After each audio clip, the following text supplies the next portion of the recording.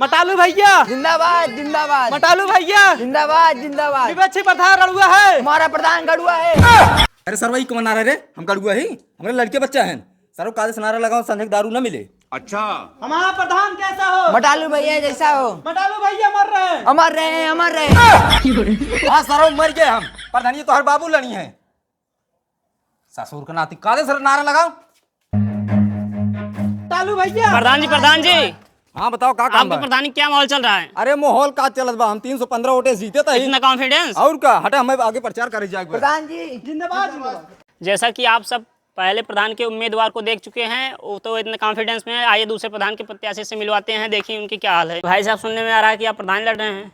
हाँ भाई लड़त बाटी। आप इतना शांत क्यों बैठे हैं? बाकी प्रधान पद के उम्मीदवार जो हैं जोर शोर से प्रचार कर रहे हैं।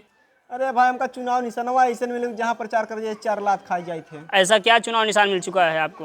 अरे भाई चटाई मिली जहाँ प्रचार करे गए रहे, हमके भौजी चटाइए दो तो अपने मन से तो बुलाए हमें कुटवाई दी।